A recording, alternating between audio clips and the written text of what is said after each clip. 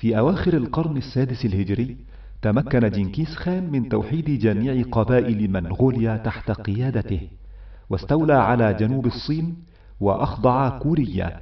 لكن بلاد خوارزم المسلمة بقيت آمنة من عدوان المغول لقوة جيوشها واتساعها، حتى ضمت هضبة إيران وأذربيجان وبلاد فرغانة. وحدث أن أرسل جنكيز خان بعض سفرائه برسالة وهدية إلى علاء الدين محمد خوارزم شاه الثاني سلطان خوارزم، فلم يرضى علاء الدين بما جاء في رسالة جنكيز خان، وقتل الرسل في طريق عودتهم، فاعتبر المغول ذلك إعلانا للحرب. وتقدمت جيوشهم في سنة 15 و600 للهجرة نحو بلاد خوارزم، فارتقب علاء الدين قدومهم بالقرب من سمرقند في جيش صغير، فانهزم وفر، وسقطت بخارى في ذي القعدة من سنة 16 و600 للهجرة، فأبادها المغول، واستداروا نحو سمرقند، فانسحب منها علاء الدين إلى خوارزم، ودافع أهل سمرقند عنها حتى سقطت في المحرم من سنة 17 و600 للهجرة، وتبعتها أطرار وجند والطالقان.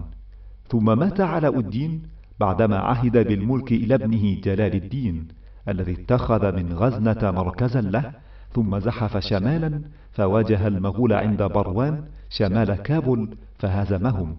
لكن جنكيز خان استجمع قواته وتتبع جلال الدين، فاضطره إلى الفرار إلى الهند، وسقطت غزنة وهراه بأيدي المغول، فقتلوا أهلهما وهدموا مبانيهما، ثم قتل جلال الدين. ومات جنكيز خان ووزعت تركته على ورثته، فاختص هولاكو بالشرق الإسلامي، فزحف في جيوشه الجرارة. وفي 9 من صفر سنة 56 و600 للهجرة سقطت بغداد بيد هولاكو، فهدمها وأباد أهلها، وسقطت حلب فدمشق.